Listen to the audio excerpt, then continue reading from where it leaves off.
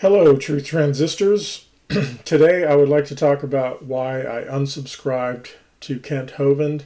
This actually was 2016 when I unsubscribed to him, but based on a lot of things that have happened since then, I felt compelled to make this video, and I wanted to make a few things clear at first. Number one, I am a young earth creationist. I think the creation information that he gave was very good. In fact, it was my favorite of all of the young earth creationists. I didn't agree with everything he said, but probably most. At least when I listened to him, I would say that the things I disagreed with seemed like small things. Now, there's some cases in which I didn't realize at the time that perhaps he was using verses out of context to fit his own agenda, but it wasn't obvious unless you were there. But anyway, so number one, it's not because I disagree with his creationist views. I've seen quite a few of, atheists and agnostics jumping on board with a lot of rumors about him, and just assuming, using that and glorying in it. Oftentimes they will be, laughing about it because to them it's just another way of, discrediting his creation views. But that's not where I'm coming from. Number two, this is not hearsay. Now, you're going to say, how is that possible when I've never met the man. I've never been to the ministry. I've seen him live one time. And this is not based upon hearsay. It's only based upon, at least when I unsubscribed, it was based upon his own words. Okay? So let me go through a timeline here and explain to you kind of my history with Kent Hovind. I think I discovered him around 2004, 5, 6, somewhere in there. And he was one of the ones that helped me when I was struggling with the faith. And one of the first things I did was look for evidence for biblical history. And Kent Hovind was probably my favorite of the creationists that I had heard of. Because not only did he discuss creationism, and he also talked about the New World Order and the Illuminati and all that stuff, which I think all that is true. So I'm not here to attack any of that. However, I'm not going to promote his videos anymore, and I'll get into why. Okay, so a few years later, and I don't remember what the chronology is, but I've heard he was in prison, and no, I didn't unsubscribe because of that. In fact, I probably was biased towards Kent Hovind, thinking, well, they wanted to shut him up because he was exposing the New World Order. That's probably what I was thinking at the time, but I didn't know for sure. All I did know was even if he was a tax protester or,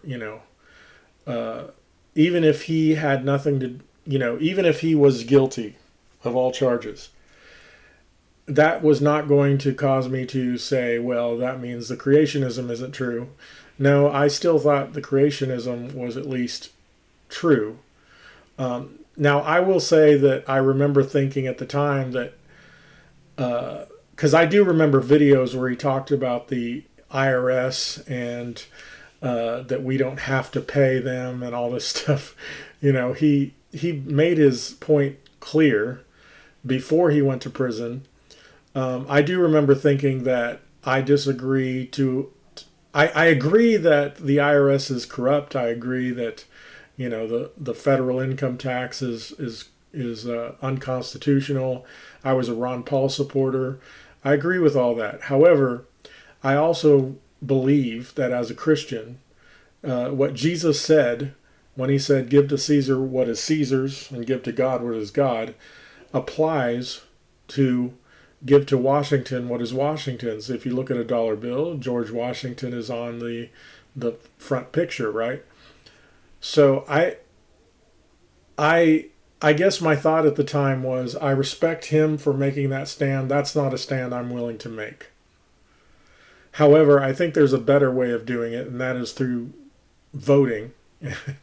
And hopefully, if you can wake enough people up, maybe they'll fix that problem. But it's one of those issues that is not worth rebelling against. It's not like the government is telling you to worship a false idol or something of that nature, right? Having said all that, it wasn't something that caused me to lose respect for Kent Hovind. I just disagreed with him, and I thought, well, he was willing to make that stand. Well, later on, you start hearing interviews of him, and I think I remember, I forget his full name, but something Davis, and he had a YouTube channel, and he might still have it up somewhere, where he would interview people from prison, or interview or talk about victims of what he believed were falsely imprisoned people, and usually they were exposing something, or there was a reason that they were shutting them up or putting them in prison. And I found that to be pretty fascinating, and maybe some of those actually were victims. I don't know. I haven't looked into all of them. A lot of them I hadn't heard of before. But Kent Hovind was one that I had heard of, and he was on this list, and I do recall him interviewing Kent while he was in prison, and I heard Kent's claim that he was wrongfully imprisoned, and it was not for tax evasion. It was for structuring, and these were things I did not understand. He was making these claims. I was probably biased towards Kent Hovind at the time, and believed that, yeah, they probably wanted to shut him up, so they kind of put him in prison for lies. That's what I thought. That's what Kent Hovind claimed. And so that's kind of where I was at the time. Eric Hovind was interviewed, and he said, yeah, that's basically my understanding of what my father was saying. He didn't really say... Now, let me first say, Eric Hovind is Kent Hovind's son, for anybody that doesn't know.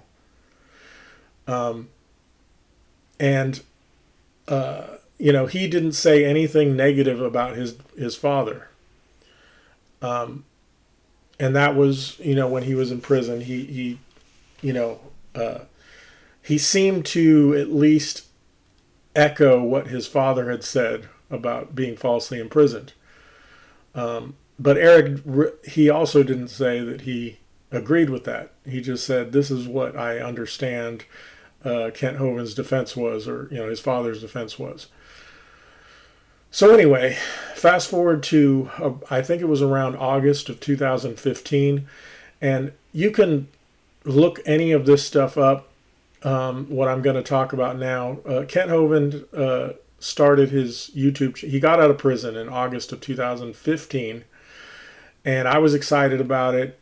He started YouTube videos every day, and I was watching them. I subscribed at the time, and he was making videos. He went on tour. I saw him when he came to Dallas just not long after. I want to say it was like October of 2015 he came to Dallas. And that was the only time I saw him in person. Although I didn't talk to him because there was always people around him.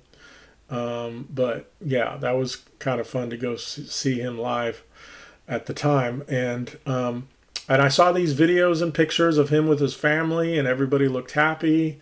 His wife, Jo, his then wife, Jo Hovind, and his son, Eric, and I think his other children might have been there as well. And it seemed like everything was great. Well, it turns out it wasn't. Probably within 6 months, I started hearing rumors about that the marriage was in trouble, that there was a divorce that she filed for divorce.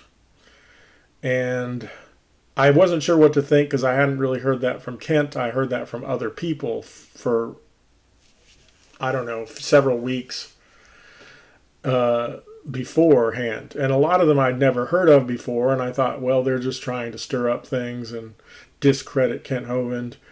One person that I did respect at the time, which I no longer do, was Steven Anderson.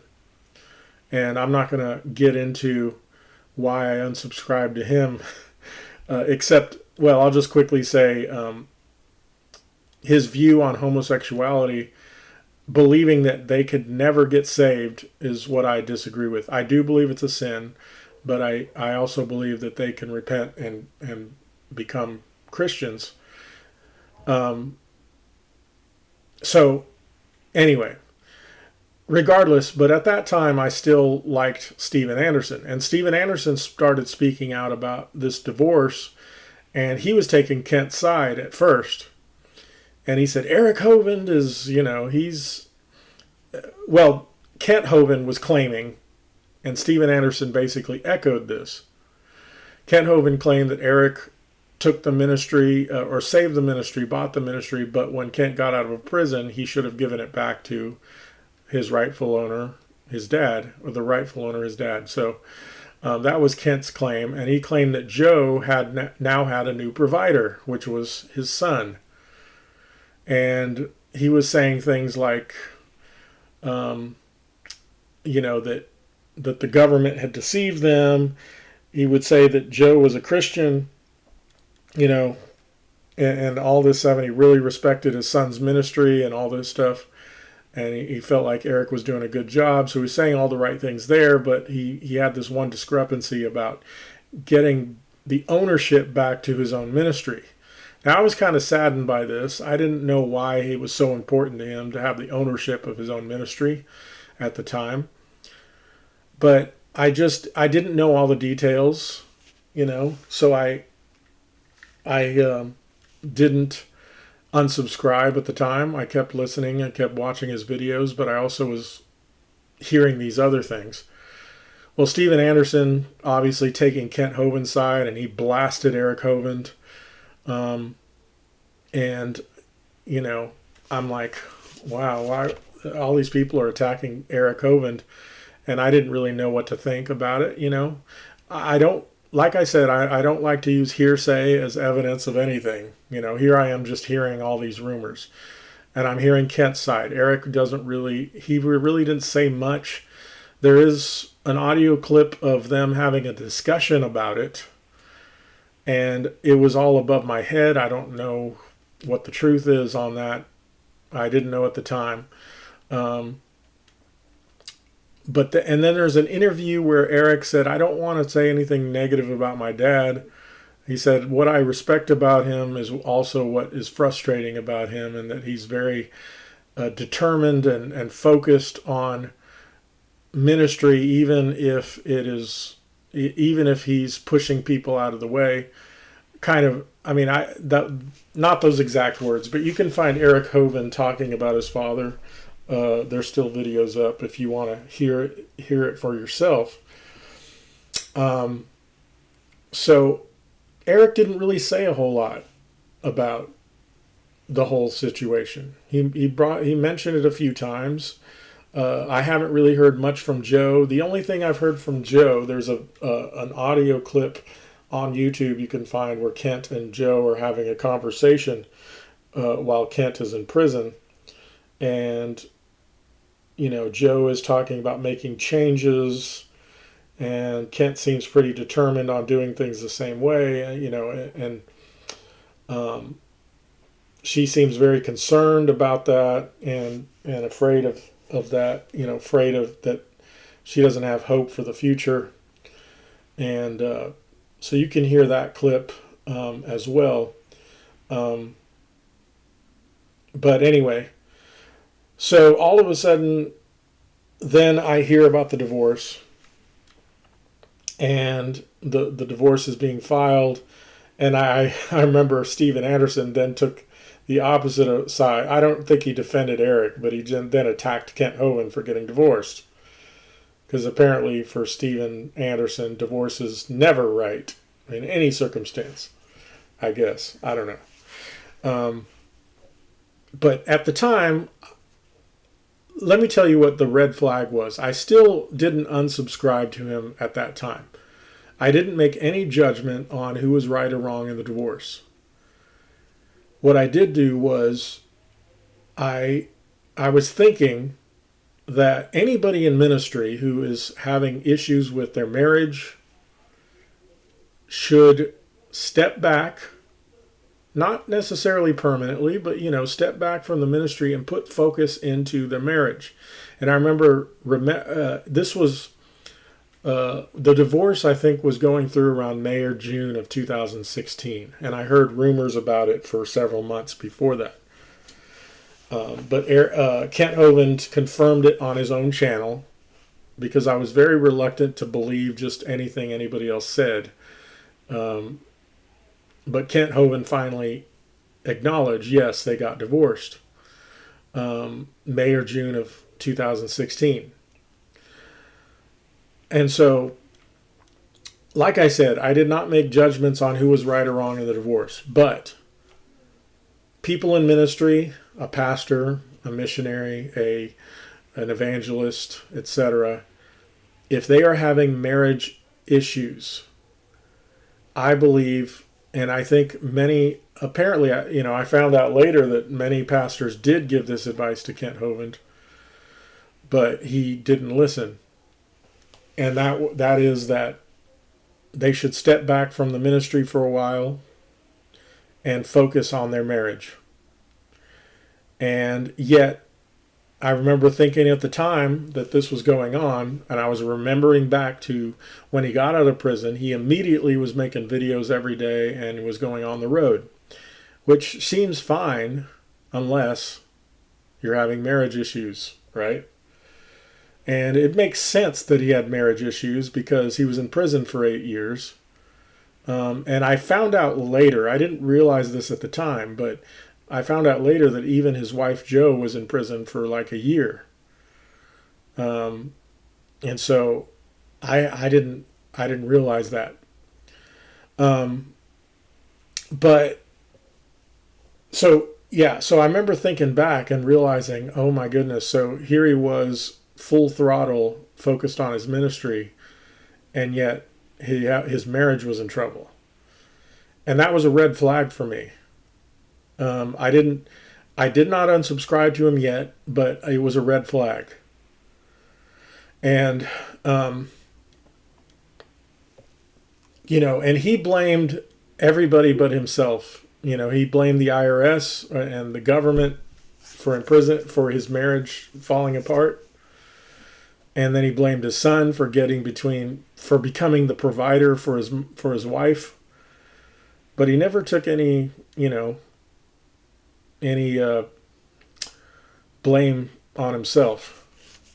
Now at the time, I didn't know what to think. I thought, well, maybe the government did get into the ear of Eric and Joe, and they just started believing something, believing that Kent was a criminal. But I couldn't quite. Yeah, but regardless, I couldn't justify Kent being full throttle into ministry when his marriage was falling apart. So that was a red flag. Just a red flag. But I didn't unsubscribe to him at the time. Now, I will say that around this time, maybe before, so like within the first year of him out of prison, he was talking about looking for, volunteers and all this stuff. And I had thought about going to help around that time in 2015 or 16. And just to, as I said before, because Kent Hovind's ministry was one of the things that helped, his creation seminar was one of the things that helped strengthen my faith when I was having doubts. But looking back on it, it looks like I would have been miserable there. but I'll get into that later. So anyway, so it was around May or June that his divorce was finalized, and he talked about it. And I believe I mentioned this already, but he would say that his wife was a believer and he wished her the best. He said that Eric had a great ministry and he wished him the best. But then on the same, he would also say that if the non-believer departs, you are no longer bound to that marriage, which I remember thinking, that's weird. So he called her a believer and a non-believer, his first wife. Nevertheless, I was still subscribed, but I'd lost a little bit of respect. I had some red flags popping up at the time. And I think I was still listening or watching his videos, keeping up with that and looking for more info. But then it all came to a screeching halt and this is the moment that caused me to unsubscribe. Again, as I stated before, no hearsay, nothing to do with his creationism or nothing, no major, doctrinal issues. I do remember the shack thing that he talked about, and there was a lot of division about that. Now, I'd never read the shack, so all of a sudden I was hearing a lot of people basically attacking Kent for liking the shack. I could not make a judgment on that because I hadn't read it, and people that I respect, there were people that said it was good and some that said it was bad, so I didn't know what to think. And most of the people that were coming out trashing the shack were people I'd never heard of, So that's all I have to say about that. But anyway, September, I want to say, of 2016. I want to say it was September-ish. But you can find the videos yourself on Kent Hovind's channel. Kent Hovind announces he's getting married to Mary Toko. Now, I don't want to say anything. I don't want to attack Mary Toko. I'll just say that perhaps it wasn't wise for her to marry Kent Hovind soon after his divorce, and I think she would agree with that now. She's spoken about this since then, and I think she would agree that perhaps things were a little too rushed, and she,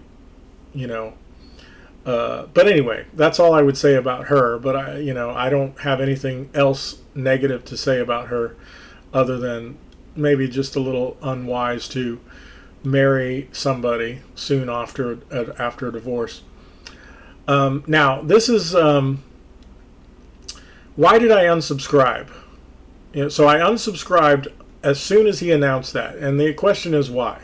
This has nothing to do with the doctrine of whether or not you should divorce and remarry. There's differences of opinion on that, and so I wasn't going to. It wasn't because of that,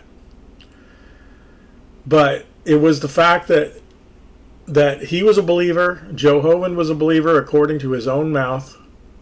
There was no adultery as far as I could tell. That nobody's ever mentioned adultery. Kent never mentioned adultery, and just how quickly he moved on. Because just a few months earlier, he was talking about how he was going to do his best to keep asking Joe to remarry him, which seemed like the right thing to do at that time. And it seemed like the right thing to do, and I thought, well, that's commendable, and I hope he's able to marry her again. Well, when you get married to somebody else 3 months later, it tells me you weren't trying very hard or for very long.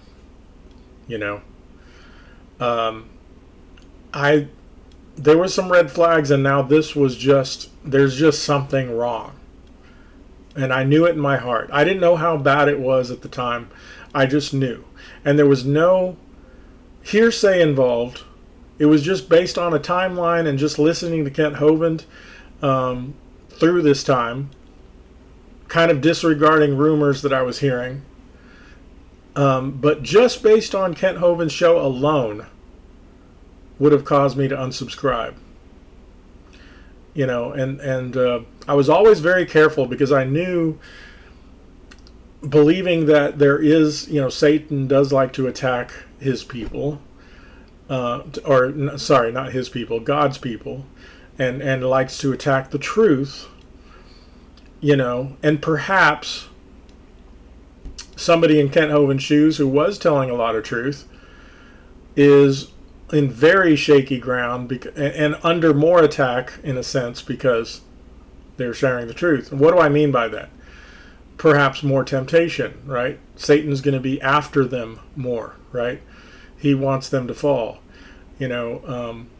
I've talked before, and there's videos that I posted here about Russ Dizdar and talking about church infiltration and how they will come after the men of God to cause them to fall.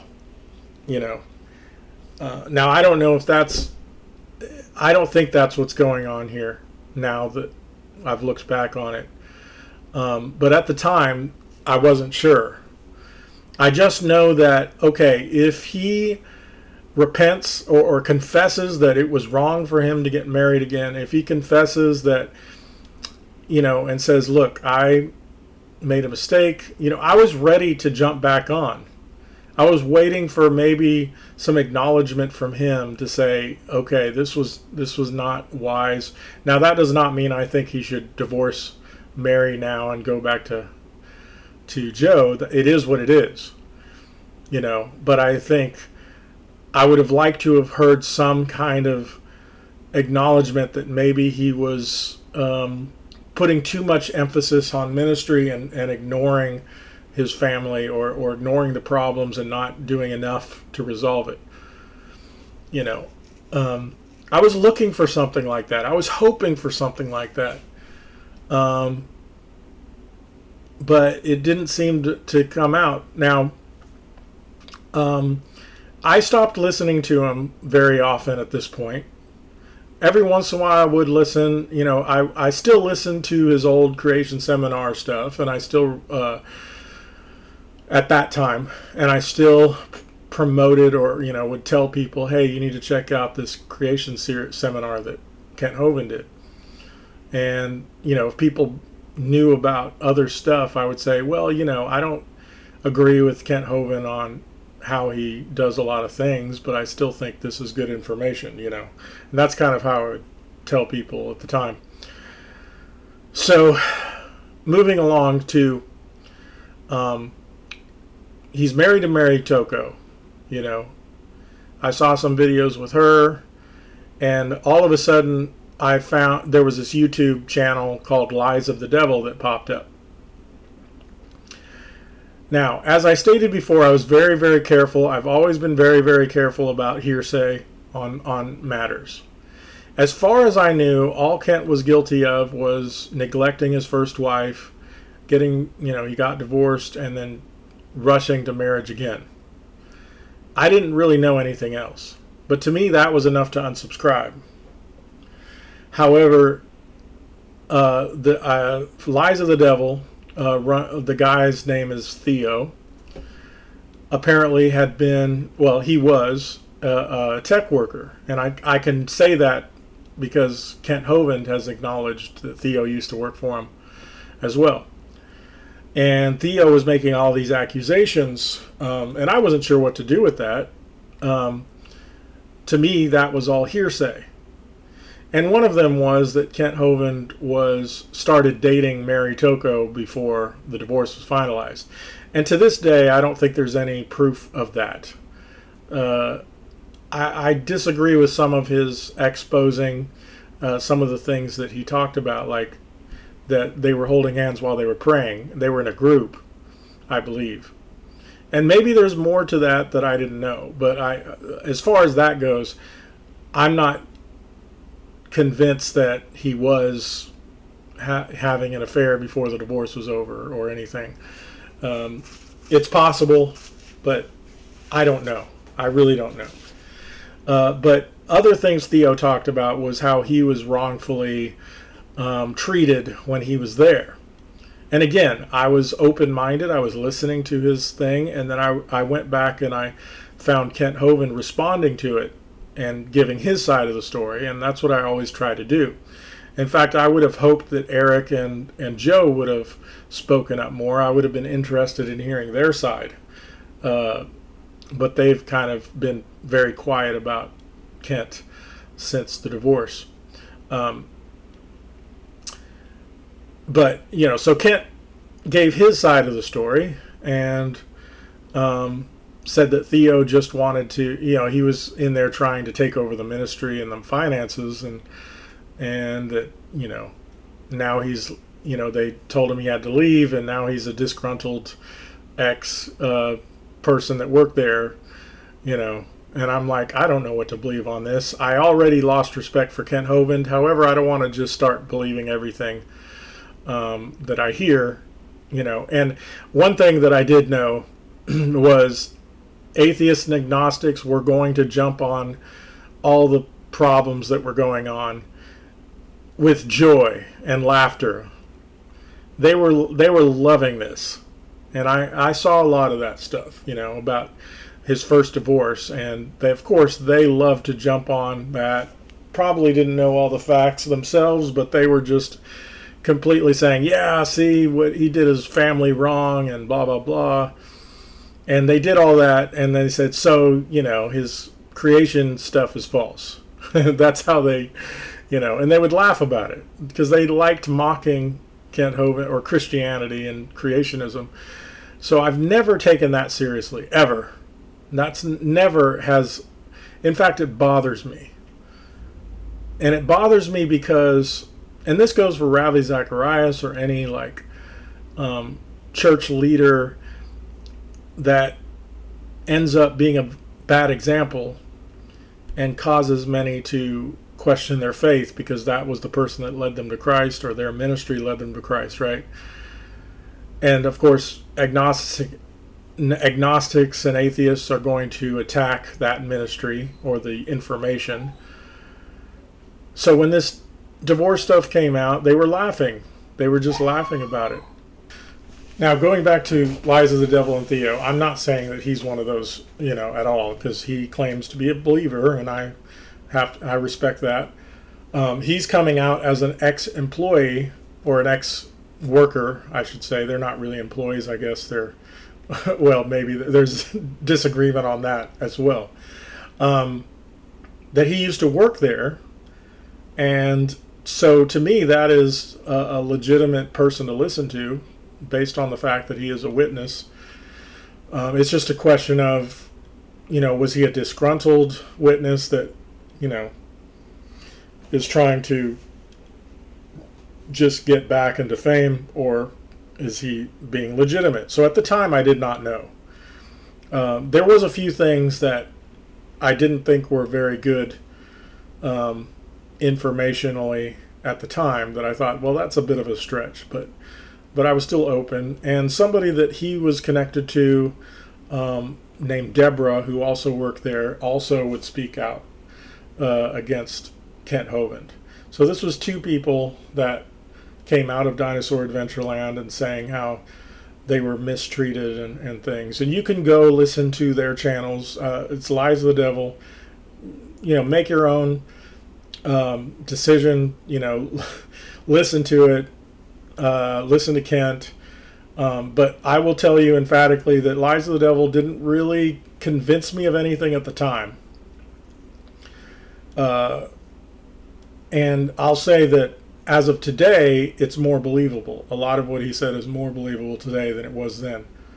But I'm not going to, tell anybody that that's going to prove anything. So there's another guy named Truck Driving Billy, or Billy Truck Driver or whatever, and he also, I think he showed up there at Dinosaur Adventureland. He talked to a lot of people, and he came to the conclusion that Kent Hovind is not a good person.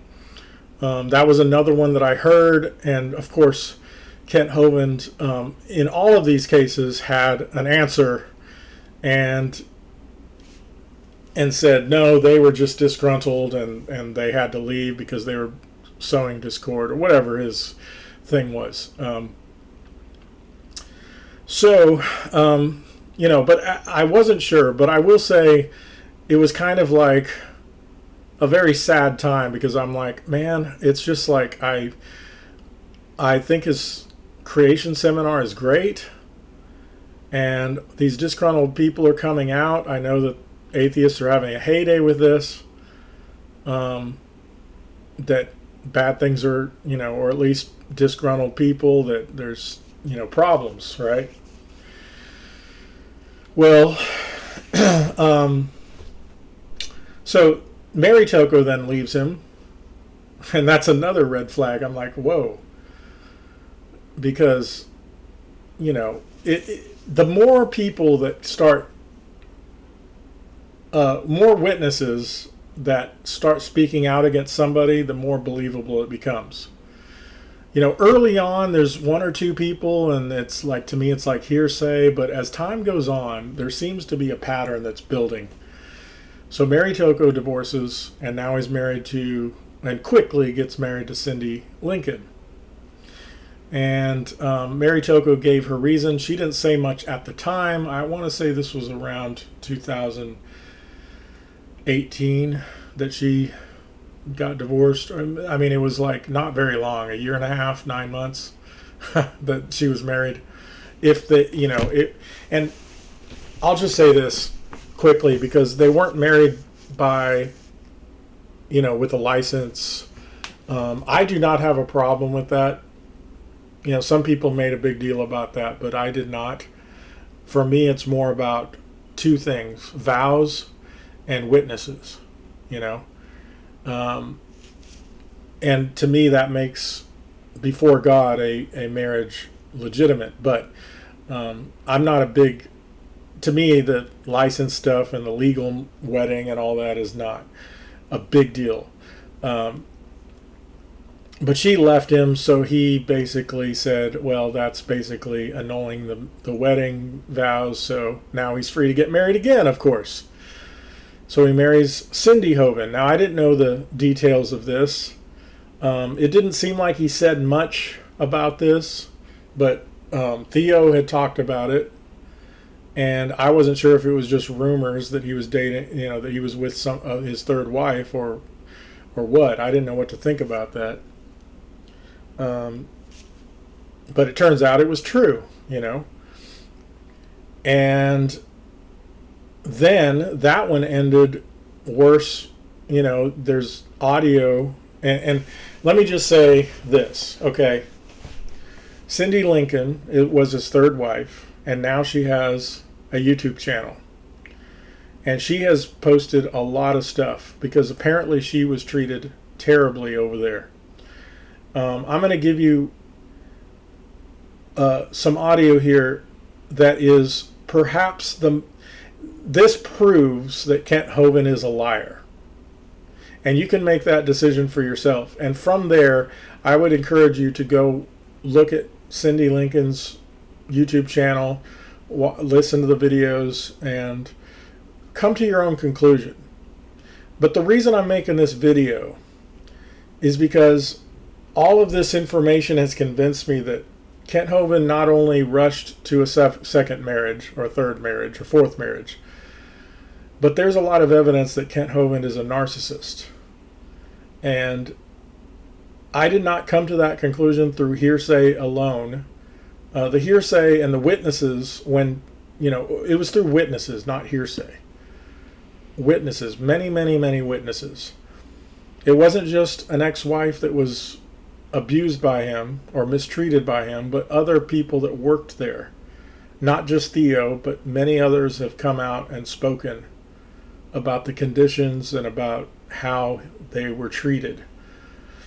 And the only time they would get kicked off is if they started to see things that were going on that were not good, and they would tell Kent Hovind about it. They would see things that were not good by people that were on Kent Hovind's staff, and they would tell Kent Hovind with concern, and Kent Hovind always backed up those people, and he told them, "Don't ask questions. I'm the leader. Don't." Which is an approach that I disagree with. You know, anytime there's a pastor that's a CEO, and there's many churches set up like this, I have a problem with it. What they says goes, kind of a thing. I think it's terrible. It's terrible. Um, but that's kind of his attitude. And um, but I what the let me just give you a little backstory here, and you can hear more details. There's long interviews about this. But Kent Hovind has a friend named Chris Jones who is a convicted pedophile. And Chris Jones brought a boy, I think he was 11 or 12 at the time, to Dinosaur Adventureland that was not his son. And there was people that found out about this that were there that had kids, their own kids at Dinosaur Adventureland, and they're hearing, wait a second, a convicted pedophile's coming to Dinosaur Adventureland and I have kids here, my kids here, and they told Kent they're concerned about this, and Kent said, oh, he was wrongfully accused. Like, Kent could prove that. Now let me just say this, okay? I have never been convicted or accused of pedophilia, nor is it a temptation to me, but I cannot think of one circumstance where, well, let me finish this story. I'll get back to that thought. Not only did this man bring the boy to convicted pedophile, bring a boy to Dinosaur Adventureland that Kent Hovind defended. He also was put into a house with one bed in it, and they were sleeping in the same bed. Which, look, as I was saying before, I have never been convicted, nor have I been accused, but I cannot think of any reason that I would bring a kid that was not mine to Dinosaur Adventureland. Maybe that would happen, but the part about sleeping in the same bed would not happen, because I don't even like the appearance of evil. The Bible says to avoid the appearance of evil. But especially if I was convicted, and even if I knew it was falsely convicted, I would not want anyone to ever suspect anything, which is huge negative red signs. And Kent Hovind would continue to defend this man as if he's falsely accused. Just, not a good thing. And yeah. So anyway, this boy, whose name is Zaire, and you can look up all the information about this whole thing, and I encourage you to do your own research on any of this.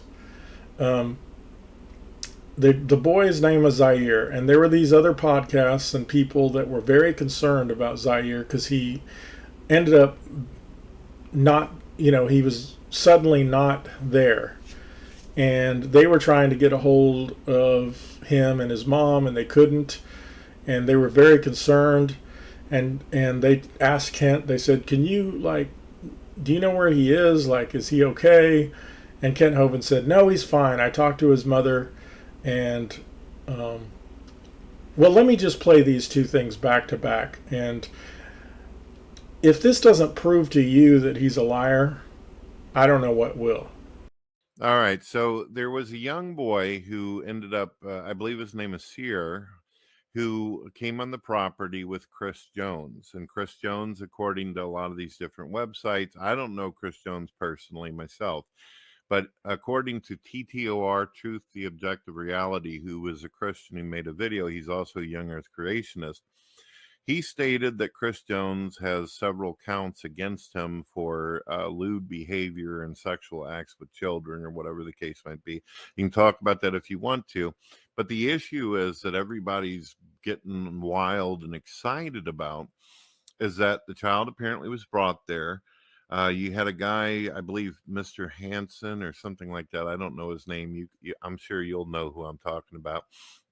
who says they found him in a bed with the child, and then since then, Mark Stoney claims, as well as others, that the child hasn't been seen since. The indication is either something went wrong with the kid, or he's dead, or he's in a ditch somewhere, and this is scaring the hell out of Christians, as well as some atheists who either are concerned, and some of them obviously may have their other reasons for why they're saying it. But what is your point? I am going to unmute you right now. Well, thank you, sir. This is so crazy that they would do such a thing. Paul Hansen and I talked yesterday. I've texted him 4 times this morning, said, can you please call in? He wants to call in and explain what happened. My ex-wife, Cindy, right here, was on your program the other night. She bought 3 houses in the neighborhood with the money that from the house her dad gave her in California. One of the houses is about maybe a half mile away, around the corner up here. And she had just bought it. It had nothing in it whatsoever except a mattress on the floor, and basically that's about it. I forget what else. Anyway, Paul Hansen had a little camper, and he was staying plugged in out in front of that house that she owns around the corner. And when Chris Jones, my longtime friend, came, who had been convicted, and no, that's not the right call here. Let me reject that one. So Chris has never stayed on the property here, ever. He's been here to visit a couple times. I'm sure a lot of people's pedophile records go to Disneyland and to McDonald's, too, without a background check. If somebody's going to stay here, we check them out. But they just come to visit. People come all the time here. We've had visitors from 70 countries. Anyway, so he did nothing wrong. He's off probation. He didn't do anything wrong to begin with. His case was bogus from the start. Chris is going to come on the program in about 1 month, I think, after our boot camp, June 5th or 6th, we're scheduled for us to do a program with Chris and a couple lawyers who are in on this, who know everything about it, and we'll be glad to defend Chris in what they did. Paul is quite the legal genius. Paul's been a longtime friend of Chris, and we'll be glad to defend him in all of this. Okay, let's see. And Mark's trying to call me now. No, Mark, I don't want to talk to you right now. I'm doing a program, okay? So let's see. So Chris, and he brought a young boy, a 13-year-old young black boy from his area up there where he's from, who is being raised without a father. And Chris took him in under his wing to kind of be dad to him. Chris is not a pedophile. He's on a registry, but he shouldn't be, okay? But he's not a pedophile. There's nothing dangerous about Chris Jones, okay? I've known him for 30 years. Anyway, he brought that boy with his mother's permission down here to visit DAL. They had a wonderful time. Then he wanted to stay the night at the house that Cindy owns. When she gave the program the other night, she was real deceitful about that. She said, yeah, it's a house near there that DAL controls. Cindy, you're lying through your teeth. That's a house that you own that was just bought. It was empty. So Paul Hansen and Chris and this boy Zaire went over to stay over there. Well, there's only one mattress on the floor. The boy was sleeping on a couch, but he got scared. He came in and said, Chris, can I stay with you? And Chris said, let's call your mother. So he called the mother right away and said, look, Zaire's scared. What should I do?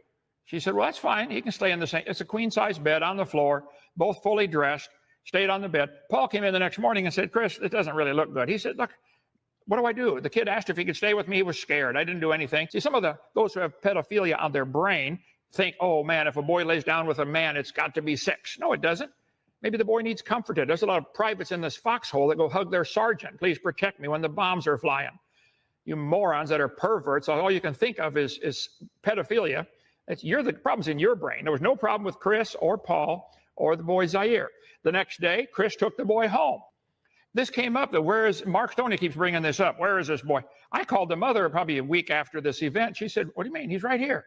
The mother and the boy are sick and tired of Mark Stoney making these lies about them. He's never been missing. He was never molested. He had a wonderful time at DAL. And they are sick and tired of all the folks claiming there's pedophilia. He's not missing. He was taken home the next day. There was no immoral acts there.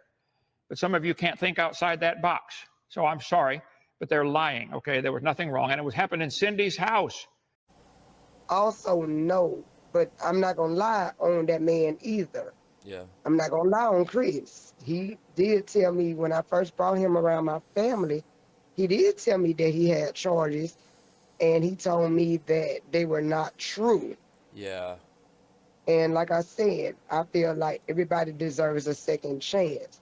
Right. But when my son comes and tells me, what he told me, basically Zaire just told me that Chris touched him with a paper towel. With a paper towel? With a paper towel. So luckily he wasn't touched What, like physically. on his Yeah, privates? on his penis. Yes, on his Oh genital. my goodness. What in the And world just for? because that's a paper towel, like you didn't have no reason to touch him in his genital area No reason if it whatsoever. wasn't medical. You know what I mean? I can understand if you trying something medical and he's in the bathroom and you had to go in there, you know, Yeah. and he, done passed out or something. I can see that. But what I can't understand is why is you touching my son on his genital, because then you just trying to get him comfortable with you in that era. Yeah. No, I did not. No. That's And so called when that's called grooming. exactly, and Yeah. that's how I look at it. But I'm glad that my son knows he can talk to me. But you said, but see, and when I tell you I'm so grateful, my son knows he can talk to me and my boyfriend, because Mhm. we're not married or whatever. But he came home and he was telling me about the trip Yeah. that from Dinosaur Land. I didn't know what he was talking about, Yeah. and this some months ago. But he told me how much of a great time he did have, and he was telling me this, that, and the third. And then when he got back, he stayed at Chris' mom's house with Chris, Mhm. and he's so excited about this whole trip that he telling me everything. Yeah. So when he went to say, well, Chris touched me with a paper towel on, and I was like, what you mean? With a paper towel? Well, he touched me with the paper towel. I said, touched you well. He said, down there. I immediately walked outside. I said, Zaire, you stay right here. Yeah. I talked to my boyfriend about it, which is standing right here with me right now as we speak. His name is Cedric. Would you please say hello? Hey, how you doing? Hey Cedric, how's it going? Pretty good. Can't Yeah. complain. Yeah. I'm And so happy to be talking to you. Like I all of am you. truly grateful that someone even knows elsewise. But what I did was when my son told me this, Mhm. I immediately called Chris Yeah. and I told him, you are no longer allowed to be around my family, my home, or anything. If you come over here, I will be calling the police. This came up that where is Mark Stoney keeps bringing this up. Where is this boy? I called the mother probably a week after this event. She said, what do you mean? He's right here. The mother and the boy are sick and tired of Mark Stoney making these lies about them. He's never been missing. He was never molested. He had a wonderful time at DAL. And they are sick and tired of all the folks claiming there's pedophilia. He's not missing. He was taken home the next day. Well, Chris touched me with a paper towel on, and I was like, what you mean? With a paper towel? Well, he touched me with the paper towel. I said, touched you well. He said, down there. Hey, brother, Kent Hovind here. I just got a call from Steve Bolin claiming that Zaire is pressing charges against Chris. This whole drama is never going to quit, brother. Just completely ignore them. They don't get it. Bunch of morons. Anyway, call if you need me. Thanks, brother. Bye. Hey, brother, Kent Hovind here. I just got a call from Steve Bolin claiming that Zaire is pressing charges against Chris. This whole drama is never going to quit, brother. Just completely ignore them. They don't get it. Bunch of morons. So anyway, those are some clips from a couple of videos, and I edited them, but I'll leave the link to the full videos below so that you can hear them unedited. But I just wanted to get the gist of those things that I don't think, I don't think the edited changed anything. But you can, honestly, go look at the full videos. I'm just playing what Kent Hovind said and what they said, what Kent Hovind's mom said. And to me, this is very incriminating, showing that Kent Hovind is a liar. He has no concern, and let's suppose that he really thought Chris Jones was innocent. Let's suppose he was wrong. The right thing to do would be for him to come out and admit that he was wrong. When the boy says, I was touched by Chris Jones. Chris Jones is a convicted pedophile. Now, Ken Hovind was before this.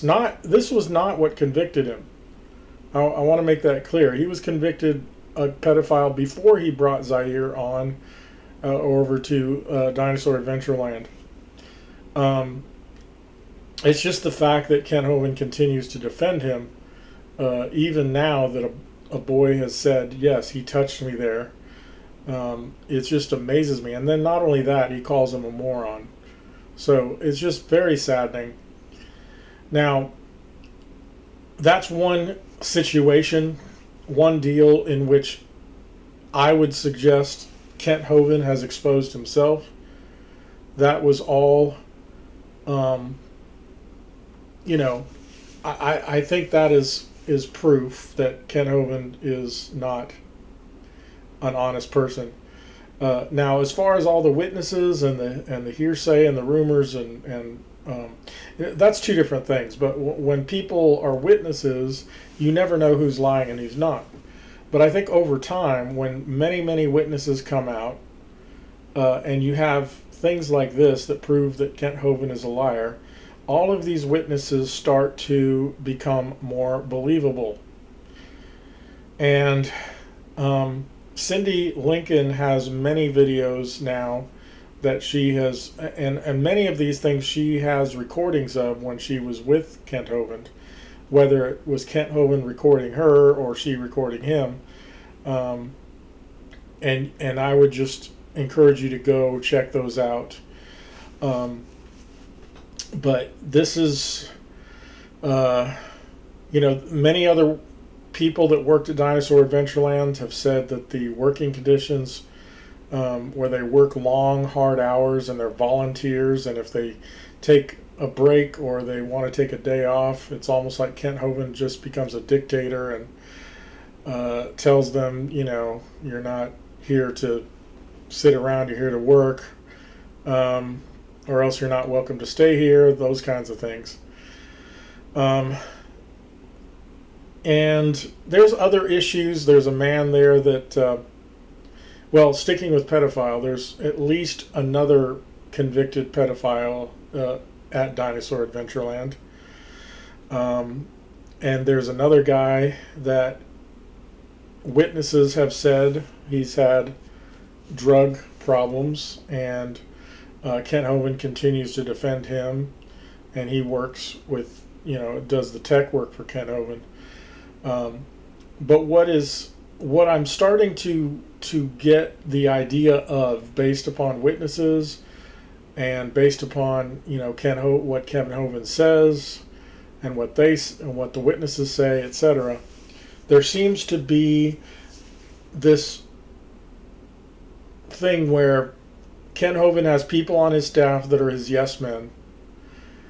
They can do no wrong, it seems like. Regardless of 5 people approached Kent Hovind and said, hey, this guy was doing A, B, or C. Kent Hovind will say, no, he didn't do that. Stop lying, and he will defend that person, and then the people that are trying to expose that person, Kent Hovind will say, all right, you're sowing discord, you need to leave. That kind of a thing. So it's almost like one of the most disturbing was with his ex-wife Cindy Hovind, who said that there was a man there named Steve Lynn and he was renting a house owned by Cindy Lincoln. And there were some issues there. I won't get into all the details. You can listen to Cindy tell it herself on her channel. But basically, she was having issues with him and wanted him to leave. She gave him 2 months' notice. And she says that he trashed her house and left. And then and also there was a point where he apparently had a gun in his pocket. And he was becoming very threatening to her, and it was scaring her. And she told her husband, and her husband took Steve Lynn's side, despite the fact that several other witnesses said, we've had issues with Steve Lynn. everybody else doesn't matter. Kent Hovind's going to defend his people. And then he proceeded to tell everyone to stay away from his wife, Cindy, because she's bipolar, which she has shown a doctor's thing that shows that she's not bipolar. And just all of these things have caused me to want to do something to help protect and to get this word out for people that are thinking about going down there, as I was 6 years ago, 7 years ago, whenever that was. And just realize, okay, there's a lot of evidence here that proves that he's not a good person. I don't know how bad it is. Is he another Ravi Zacharias? Or, is it, is it worse? Like, there's some people that suspect maybe Kent Hovind's a pedophile. I don't know. I'm not gonna say that. I don't know. But why does he defend convicted pedophiles even when he's been accused by a kid that was there? It just doesn't make sense. There's just something deeply wrong, and I've figured this out not based upon hearsay or anything like that. It's all. I hope that this has been enough, but all I can say is go do some research. Do your own research. Don't make any rash decisions.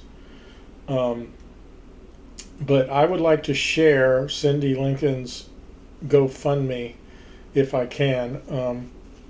I asked her to give me that link. I'm waiting to hear back because I saw it somewhere and I can't find it now. And if I can find it, I'll put it in the description below.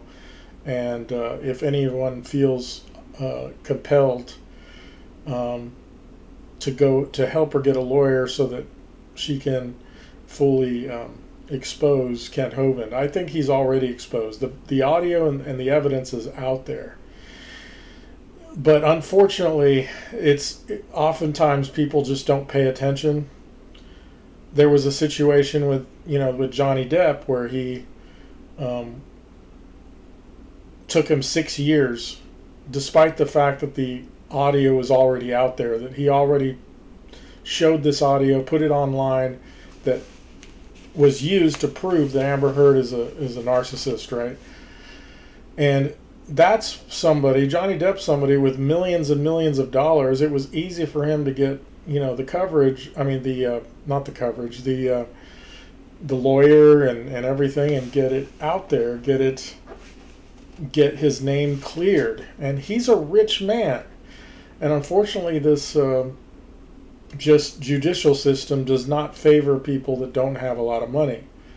Cindy is not well known like Johnny Depp, not even close. She doesn't have nearly the money that Johnny Depp has. She apparently loaned a lot of money to Dinosaur Adventureland, over $100,000, and now Kent Hovind is saying it's a donation, so they don't owe her anything. I don't know. It's very. That's another part of it, is there's many people that say they've given money to Kent Hovind and he's very nice to them and he'll take the money and then treat them terribly once they start to expose what they see is happening over there. And so he'll use a lot of people for their money. This is what I've been hearing from witnesses. Okay? So I'm sure a lot of Kent Hovind fans may not have even listened to this, or, I don't know how far anybody got, but I felt compelled to put this up here. It's by no means conclusive, or at least the full story in this one video.